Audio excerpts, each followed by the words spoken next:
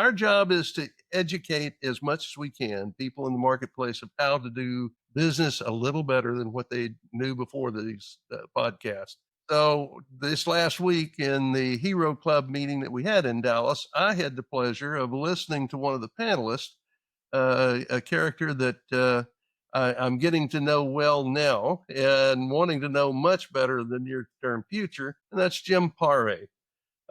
Jim's a seasoned entrepreneur who turned early adversity into lifelong commitment to scalable relationship-based revenue growth. And that's all of the stuff I'm going to read from the script here and get off the script, and we're going to move from there. So, Jim, I'd like for you to introduce yourself and talk us about the art and science of affiliate revenue, how to build attractive, irresistible revenue, turning affiliate programs in high-performing, low-risk growth engines without ad spend. And that's the last part that all of us heard. We didn't hear any of the rest of it, but we heard without ad spend. So tell us about you and what moved you into looking into this business and this platform. Paul, thank you so much. Thank you for inviting me on today. And Tricia, always good to hang out with you guys. I know Jeff is probably somewhere cool and having fun, and C-Suites is live and well.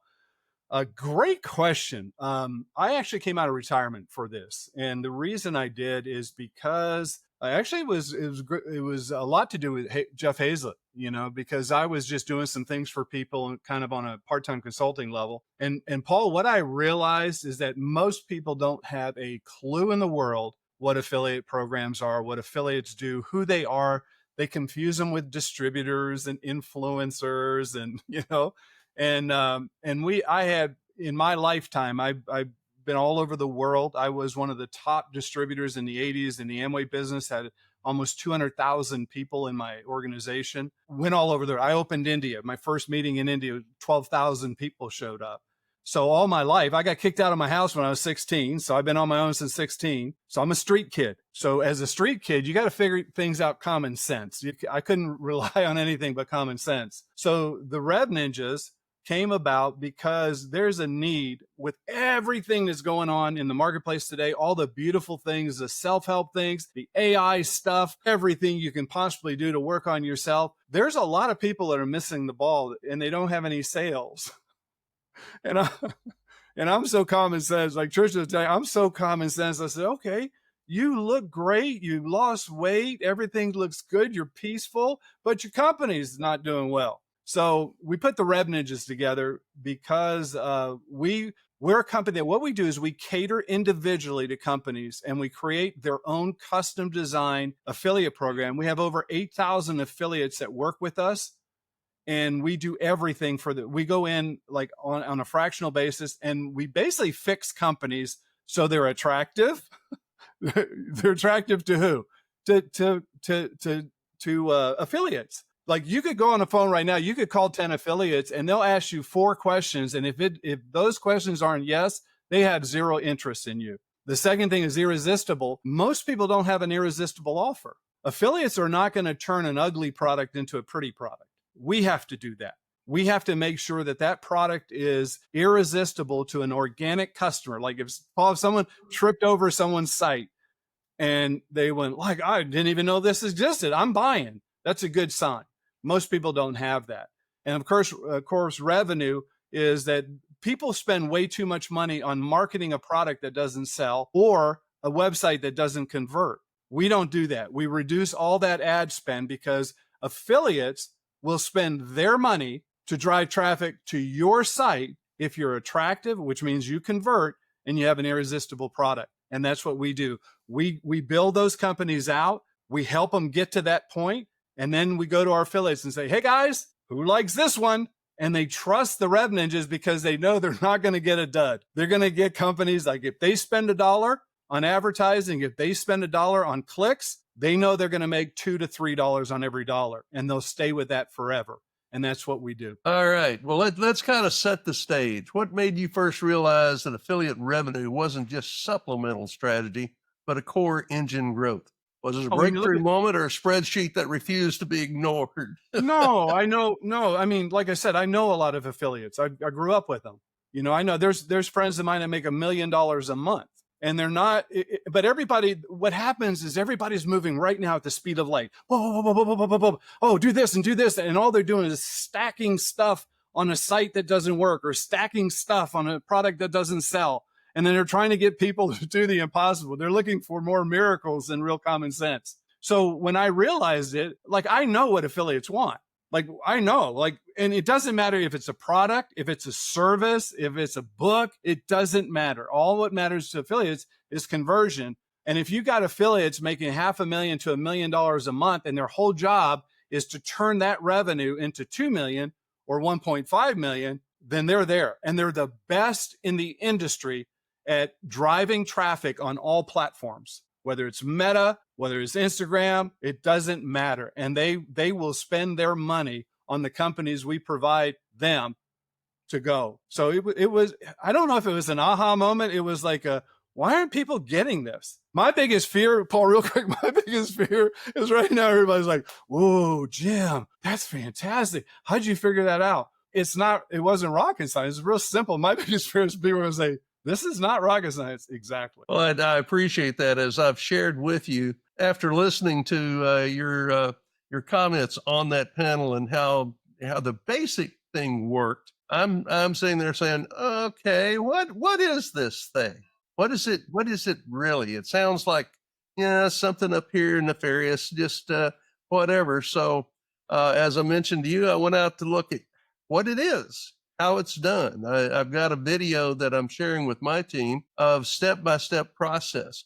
But let's be really tactical about this. If I'm a CEO listening right now, what are the 3 practical steps I should be taking tomorrow in a results-driven affiliate strategy? No special effects, no special stacking on like you were just talking about. That doesn't work. It gets you diffused, and it gets noisy, and you forget what you're there for. So what are the first steps for a CEO right now?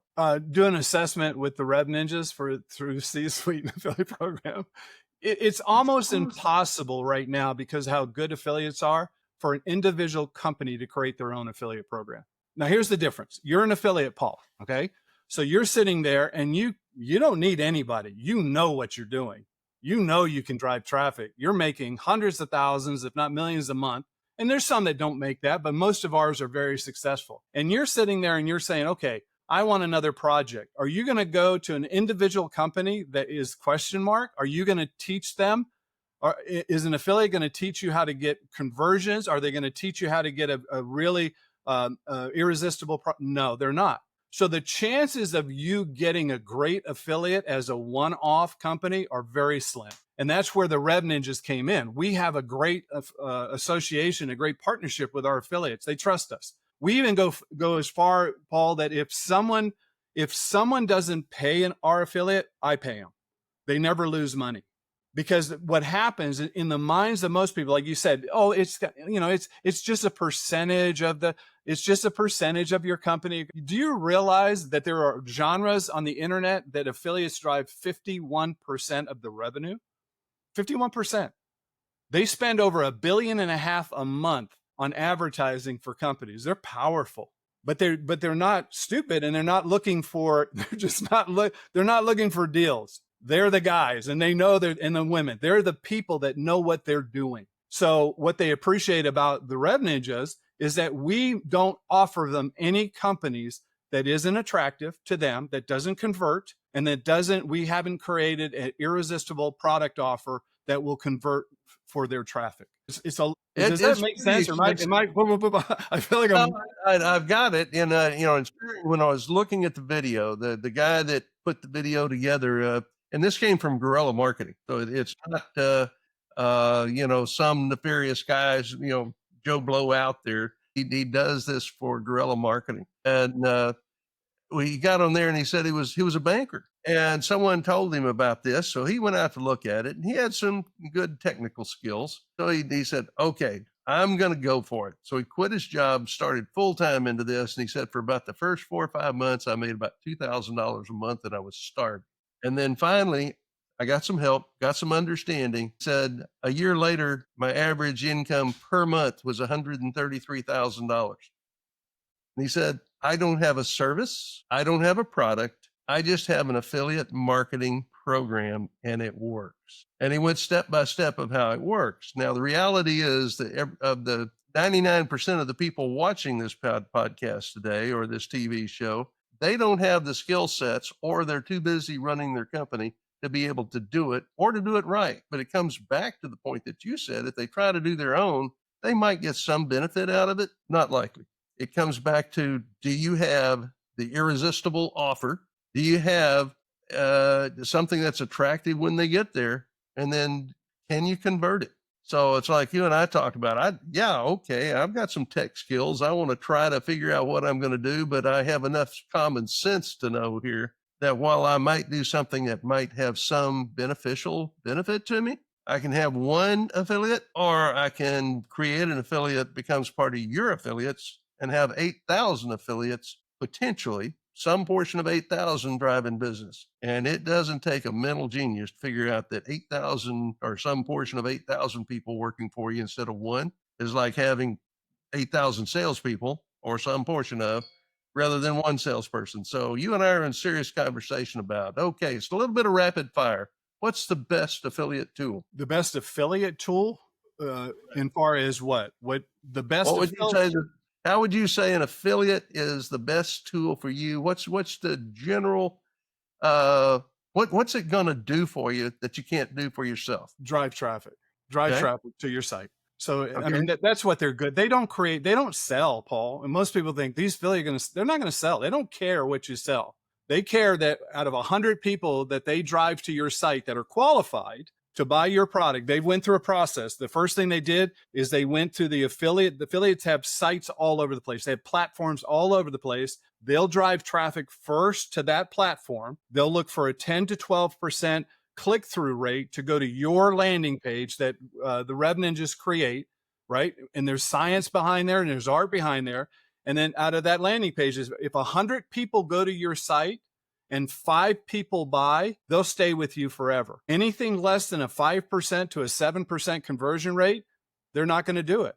It's just numbers to them. So nobody has taken the time, like this guy, the gorilla guy, he's looking for converting companies. He's not going to help the company convert. He's just looking for high conversion companies right now. Exactly. And you don't have to spend any money. Affiliates don't get paid on clicks. They get paid on revenue.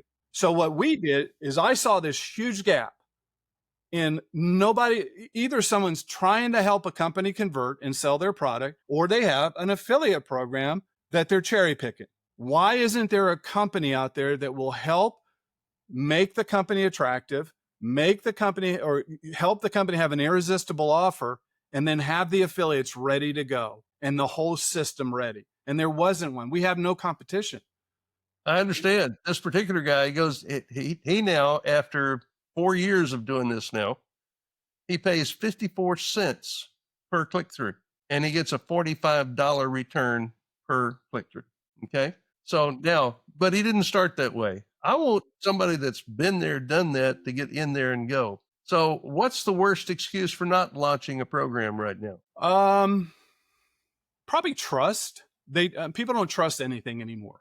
There's so many fake promises out there and people who spend so much money on stuff that just doesn't work. They're just scared anymore. So I think it's trust, and everybody's panicking that they only have a short amount of time. And if they're not up to date on everything, AI, including everything, that they're going to lose their opportunity. And it's really not that. It's finding a great fit, so and we don't take everybody, Paul. I mean, we do an assessment. The first thing I would recommend to anybody on this call is get on. We have 7 employees that are the top of their game just to do this, right? And they're like all C-suite quality employees. They know what they're doing. And we do a hard look at your company. And in the assessment, which doesn't cost anything, you'll know what's not right. Whether you choose to fix it or not, that's fine. Whether we choose to take you as a client, that's another thing.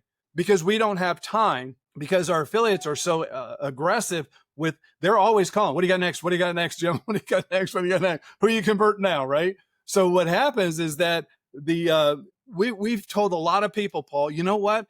Why don't you work on this? I'll help you free of charge. I'll give you some advice to do this and this, then come back to us and see if you're closer to ready, because you don't want to waste money. So I think it's trust And it's fear of losing out, or fear of maybe they have their last whatever budget money they have, and they have to spend it on something's going to work, and they just don't know. All right. Who's your favorite ninja, Jim? Oh, the Ninja Turtles? Yeah. Who's your favorite ninja? I don't even know. Well, if you're Rev Ninja, you gotta have a favorite. Raphael's my favorite. Raphael's my favorite. All right. You gotta be prepared for that question, bro. I know. I mean, my boys, both my boys are MMA fighters, so we train and everything else. So they were ninjas. They were ninjas. All right. Kids. Okay, you were mentioned irresistible offer. What's the hallmarks of an offer so compelling that your partners can't wait to promote it? That's going to be a critical piece here to this entire audience. Yep. Great question, because that's really the crux of everything. And everybody, one of the big deceptions of company owners is their baby is beautiful. Sometimes it's not. Sometimes I lived my whole dream was just to do this. Well, nobody cares. You know what I'm saying? Because it's all, most of the time, and I'll tell you, this is a long way to answer your question, but most people are very intrinsic when it comes to their product. They don't realize it doesn't matter. You're not in business to have a heartwarming, you might be, I don't know what you're in business for, but what do you want? If you want to make money, you got to have a product and an offer that warms the client's or the customer's heart. And there's a lot of things that people, they could be 1 or 2% off on their marketing and they don't get any irresistible offers. They could give away too much and don't get any irresistible offers. Their product needs to be refined. They might not be messaging it right. And we go through all of that with them. So the biggest thing is, and it's not, you can make money on an irresistible offer. Free is not the best. People don't trust free anymore. No, they don't. They believe they're about, we offer a free consultation. Well, they absolutely think, well, we just want their email address and then we're going to hound them to death when they provide information to us. So now we're moving to offer free things, but I need to offer the right free things to make it work right. Yeah. How do companies move from good to truly remarkable in that department? They listen. They're humble. They listen to professionals. Paul, there's things you do that I wouldn't have a clue to do. There's things Trisha does I wouldn't know. Jeff Hazlett, holy mackerel. I get exhausted even when I say his name as just busy and everything. There's skill sets. I've spent my whole life in this arena. There's one word that people are losing today is mastery.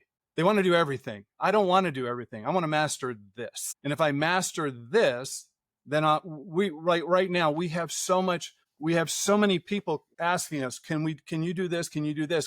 Well, if you can do that, can you do this? No, we only do this. We're the In-N-Out burger of affiliate marketing. You go there, you're going to get this. So you know what? I'm sorry. I got off the question. What was the question again? Do you even remember? How do you go from good to truly remarkable in that area? And that you were trying to, I think you touched upon it pretty heavily. Be a master of this and not you got to be realistic. Yeah. You got it. Like, our assessments aren't fun. I make them fun, but they could be painful to you. And if you're not willing to pivot and you're not willing to be realistic and you're not willing to see real data of what's happening instead of emotional thoughts, like, this should work because, I was sitting by a tree one day and lightning struck and this is what I got. Okay, that's fantastic. I mean, that could happen, but in the day-to-day, transactional customer buying your product. So the thing is, you got to be realistic about it and you got to be willing to pivot. Some people are 10% away from what's an irresistible offer. Some people will never get there, Paul. They just don't have a good business model. They just don't. And if they could be a good businessman, but most people aren't. One of my favorite books are E-Myth Revisited by Michael Gerber.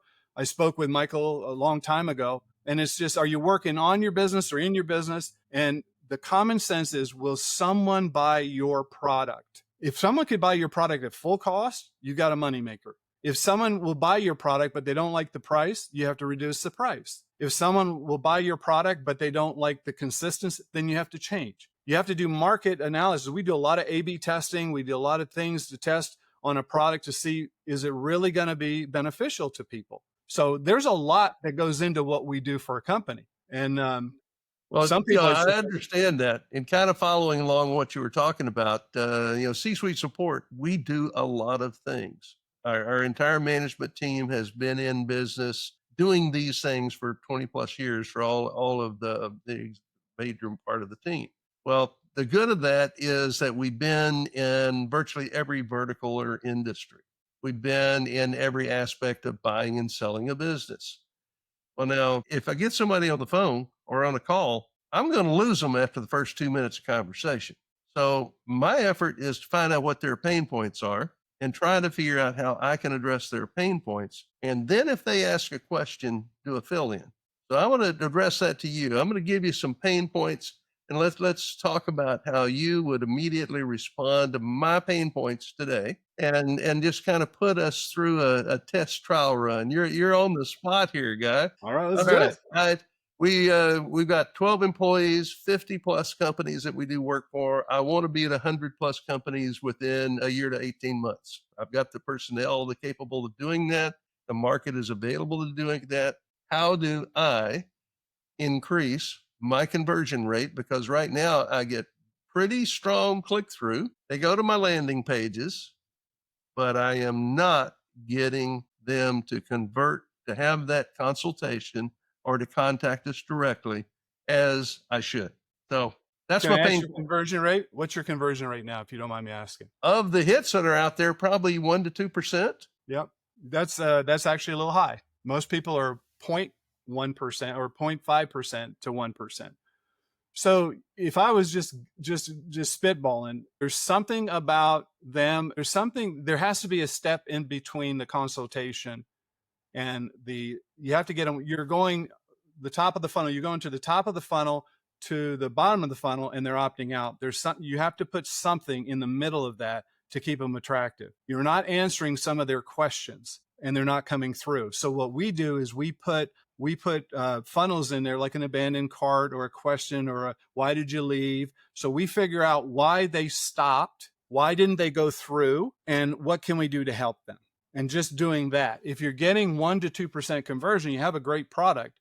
You're just not, you might be going over their head. And part of that comes into maybe we offer too many opportunities or too much or something in there. And I'm very humbly going to say, I want to know how to do it right. I don't want to know how to do what I'm doing and have somebody confirm that it's right. Yeah. Okay. So from stepping into that situation, let's talk a little bit about. Let's say I want to engage you to come in and do this for C-suite, and I'm at this point it's a serious comment. All right. So talk to me about coming in, some kind of idea of how you would price the economics of a package or what might do, keeping in mind, in my case, I've got a pretty big ticket item. If they come on, it's a big monthly ticket, big annual ticket, as opposed to a small ticket. Let's talk about mine first and then talk about small. But how would you present your case to solve my pain points from a financial standpoint? Well, first of all, we would do a deep dive, Paul, because one of the things I love about C-Suite is they offer a lot of stuff. One of the pain points about that is people don't make decisions that quickly. If on my job for you is to get to that one irresistible offer that they're going to click through, so you'll have members, you'll have top of the funnel people to talk to that are ready to go to the next step. And that's not a lot of offers. I'm going to tell you a secret. I was at I don't know how old I was, but a guy was talking. He says, you know why people don't make decisions? No, he says, how do you train a lion? You get a whip and a stool. And the lion trainers have a whip and a stool and a top hat. And they're and they say, now that lion could smack the stool away, eat the trainer and walk away. Why doesn't the lion attack the trainer? Because the lion is geared for if they're hunting in a herd, they pick out one animal. Because you're showing them 4 decision points, they don't know which one to attack. They will attack nothing. Same things happen with the client. Same things happen with the customer. The moment you get them to thinking instead of action, you're done. Then it's a whole customer service issue. It's going to take more of your time. Customer acquisition is going to go up because of the value of your time. So what we would do is I would come in with you and say, okay, what's the most irresistible offer you have? Start there and don't talk about anything else because you think it helps them. It doesn't, because you're guessing, you're shotgunning. Okay, I'm gonna as many services. They got to pick one. No, you pick the one. You pick the one. right? You pick the And one. that's hard. That's hard for a business owner. You And know we what? But it's not. You're not only doing that, but you're only doing that now, right? So you can add on stuff when they're available. You can add on stuff when the trust is with you. When someone trusts you, Paul, they're going to say, "What else do you do? What else do you do?" Or if they trust you and you provide that service initially, and they're like, "Paul, I have this problem. We can help with that also." People are trying to gather too much at one time. I agree. I agree. And it is diffusing to the message.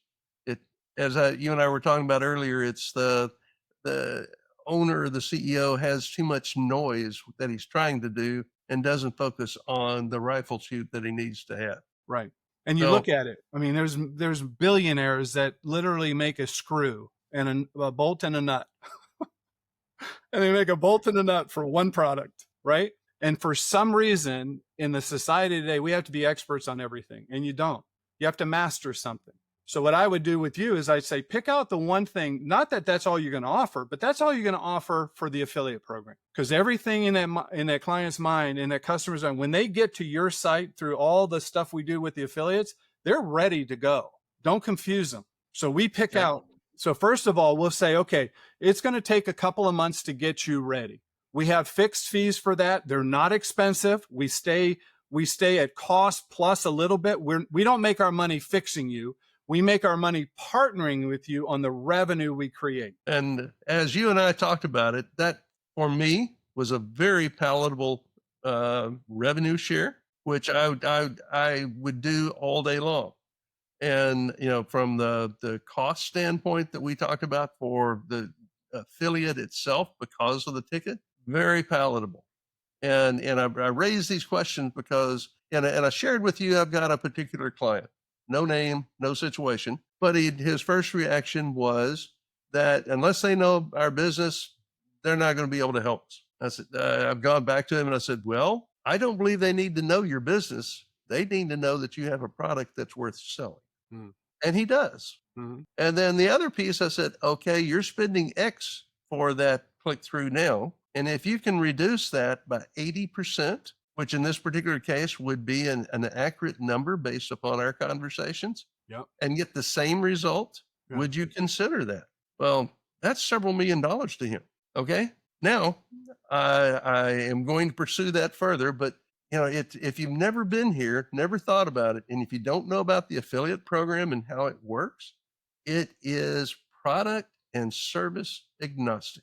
And that's what I didn't know that. Very honestly, I didn't either. I'm listening to you in that meeting out there, and I'm sure that at this point, if you're not doing something for Tricia, she's going to be contacting you after this call to get it set up. No, we're in the process. We're almost there. Yeah, we're working. I know you are. Closely I'm being facetious with that.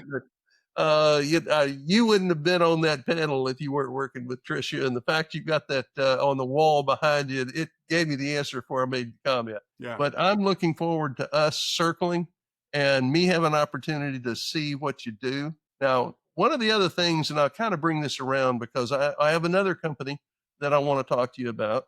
And I think this fits into the category of what they're in, and that is they're worried about losing control of their brand. Hmm. And they do a lot of marketing through distributorships and things of this nature, and they have a very, very good commission for their salespeople, which gives them an opportunity to reduce their commission rate by probably 75 to 80% to an affiliate sale with what we've talked about. So I don't know, where we are on that, but this video will be going to him as well. And so what do you think about them losing control of their brand? What are your thoughts? Okay, so I owned a network marketing company. I was the top earner in network marketing. I owned a network marketing company. I sold one. The biggest pain in the butt for network marketing companies is distributors. When they lose control, because they own you. They own you. If a network marketing company could do volume without distributors, they would do it. And to be honest with you, the face of network marketing is changing.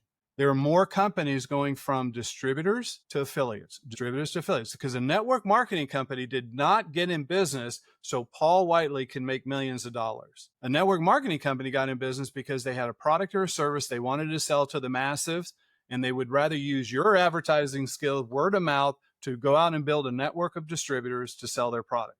If they could get rid of that, because that's their biggest pain point, and still be in business and still make money and still sell their products at a higher margin, lower price, lower cost, they would do it. And there are 5 companies this month that shut down their distributor force and are going exclusively to affiliate marketing. Well, I have the same situation, and one of the major things of the network marketing is that the different generational view of it.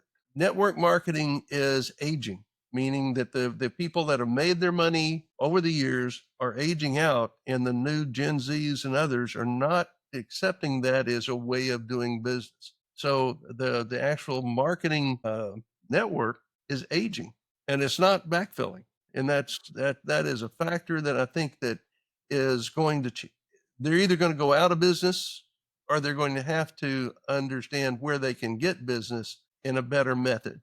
And this method, at least from everything I've seen and how it works, I do believe in a short period of time, he would be able to complement and ultimately replace his full network with affiliate marketers and be much more successful. Totally agree. A lot of companies do parallels, Paul. They run parallel programs. They don't disturb what they have now because they don't want to lose the revenue.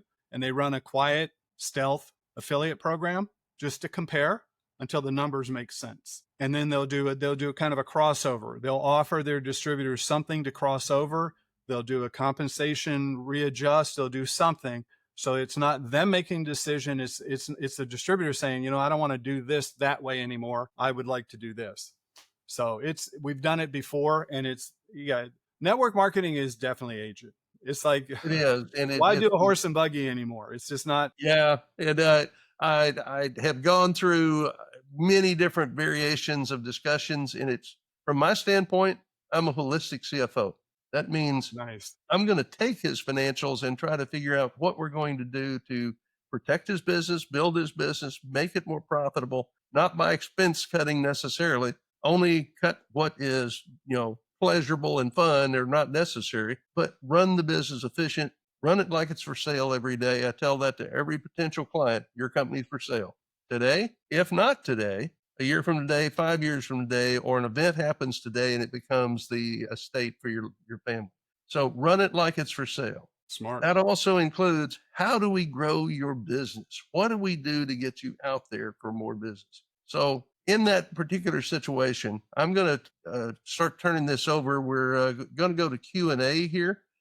Now, before I do that, Jim, what are some things that you would like to uh, add to this that would tell us something that we could share with other people? Let's keep it simple. I mean, if I can say that if they want an assessment, a real clear, I don't sell, Paul, I don't need to sell this because we're very good at what we do. So we're not going to sell it. And we'll be very honest with you.